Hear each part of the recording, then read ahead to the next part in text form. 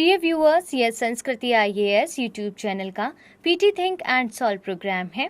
इस प्रोग्राम के अंतर्गत प्रत्येक दिन यूपीएससी और स्टेट पीसीएस से संबंधित 5 प्रश्न व्याख्या सहित उत्तर के साथ दिए जाएंगे। हमें आशा है कि यह प्रोग्राम आपकी तैयारी में मददगार साबित। तो चलिए शुरू करते हैं आज के अपने प्रश्नों को। पहले प्रश्न को अपनी स्क्रीन पर देखिए। कोयला दर्पण के संदर्भ में निम्नलिखित कथनों पर विचार करें। यह एक पोर्टल है जिसे कोयला मंत्रालय द्वारा लॉन्च किया गया है तथा इसका उद्देश्य कोयला क्षेत्र के संबंध में जानकारी प्रदान करना है।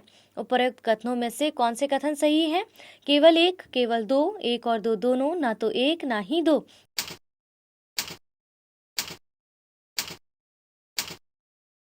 करेक्ट आंसर क्या है? ऑप्शन सी। हाल ही में कोयला मंत्रालय ने कोयला दर्पण पोर्टल लॉन्च किया है, अतः कथन एक सही है।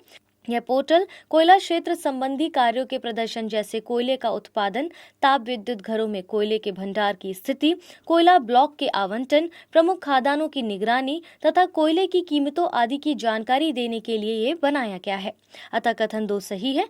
विदित है कि कोयला विश्व स्तर पर सबसे अधिक मात्रा में पाया जाने वाला जीवाश्म ईंधन है।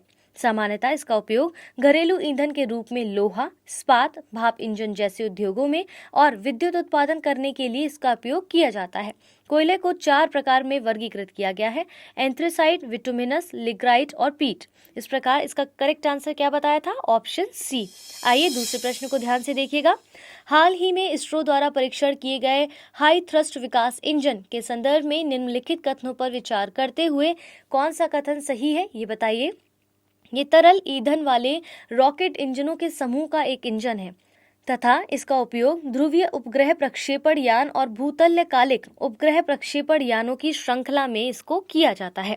केवल एक, केवल दो, एक और दो दोनों, ना तो एक ना ही दो।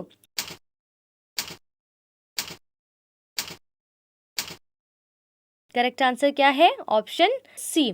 आइए व्याख्या से इसको डिटेल में देख लेते हैं। हाल ही में भारतीय अंतरिक्ष अनुसंधान संगठन ने तमिलनाडु स्थित इसरो प्रोपल्शन कॉम्प्लेक्स में अपने हाई थ्रस्ट विकास इंजन का सफल परीक्षण किया है। यह तरल इंजन वाले रॉकेट इंजनों का वर्ग का इंजन है। यह इंजन भारत के महत्वाकांक्षी गगनयान मिशन को शक्ति प्रदान करेगा, अतः कथन एक सही है। इसका उपयोग ध्रुवीय उपग्रह प्रक्षेपण यान और भूतल्यकालिक उपग्रह प्रक्षेपण यानों की श्रृंखला में किया जाता है, अतः कथन 2 भी सही है। इस इंजन में ईंधन के रूप में असीमित डायमेथाइल हाइड्रोजन व ऑक्सीकारक के रूप में नाइट्रोजन टेट्रो ऑक्साइड का प्रयोग होता है और इसीलिए करेक्ट आंसर क्या था? Option C. आइए तीसरे प्रश्न को देख लेते हैं। आर्टेमिस कार्यक्रम के संदर्भ में निम्नलिखित कथनों पर विचार कीजिए। यह इसरो द्वारा चंद्रमा पर भेजा जाने वाला एक मिशन है। इसका मुख्य उद्देश्य चंद्रमा की सतह पर सूर्य के विकिरण प्रभाव को मापना है। उपरोक्त कथनों में से कौन से कथन सही नहीं है? केवल एक, केवल दो, एक और दो दोनों, ना तो एक ना ही दो।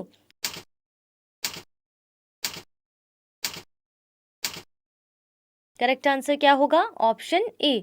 नासा के आर्टेमिस कार्यक्रम के तहत चंद्रमा पर भेजे जाने वाले रॉकेट और अंतरिक्ष यान का फरवरी 2022 में लॉन्च पैड पर बेट ड्रेस रिहर्सल किया जाएगा। कथन एक सही नहीं है। इस कार्यक्रम के तहत कई चंद्रमा पर चरणों में परीक्षण किया जाएगा। इसका मुख्य उद्देश्य चंद्रमा की सतह पर सूर्य के विकिरण प्रभाव का निरीक्षण करना है, इसीलिए कथन 2 भी सही है।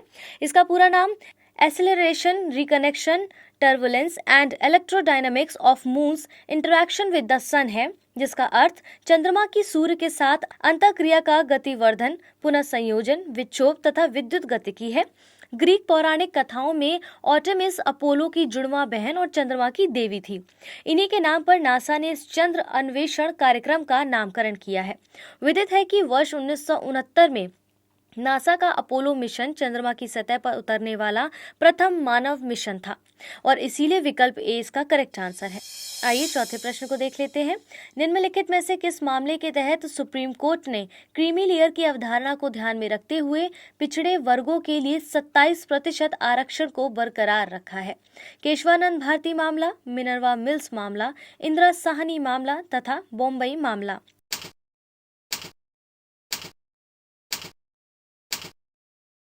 करेक्ट आंसर है इंदिरा साहनी मामले के अंतर्गत।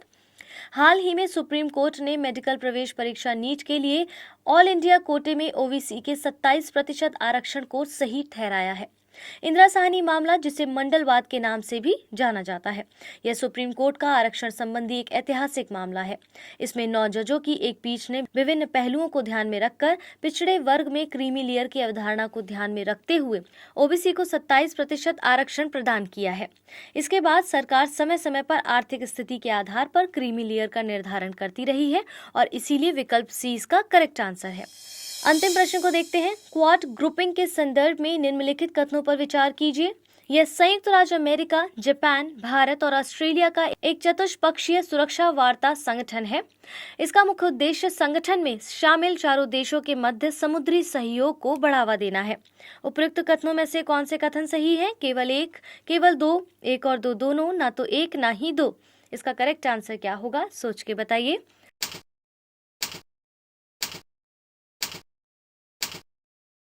Option C. वर्ष 2021 में अमेरिका में आयोजित क्वाड सम्मेलन में सदस्य राष्ट्रों ने जलवायु संकट का मुकाबला करने और उभरती प्रौद्योगिकियों में भागीदार बनाने का संकल्प लिया था और इसी संदर्भ में हाल ही में महत्वपूर्ण जलवायु संबंधी सूचना साझाकरण और आपदा अनुकूल बुनियादी ढांचे में सुधार की स्थिति पर चर्चा की गई है। यह जापान, भारत, संयुक्त राज्य अमेरिका और ऑस्ट्रेलिया का एक चतुष्पक्षीय सुरक्षा वार्ता संगठन है। अतः कथन एक सही है। यह समूह समान विचारधारा वाले देशों के लिए परस्पर सूचनाएं साझा करने तथा पारस्परिक हित संबंधी परियोजनाओं पर सहयोग करने हेतु एक अवसर प्रदान करता है। इसका मुख्य उद्देश्य संगठन में शामिल चारों देशों के मध्य समुद्री सहयोग बढ़ाना है और इस समूह के सभी सदस्य राष्ट्र लोकतांत्रिक राष्ट्र होने के साथ साथ गैर बाधित समुद्री व्यापार और सुरक्षा संबंधी हित साझा करते हैं और इसीलिए इसका करेक्ट आंसर क्या था? ऑप्शन सी।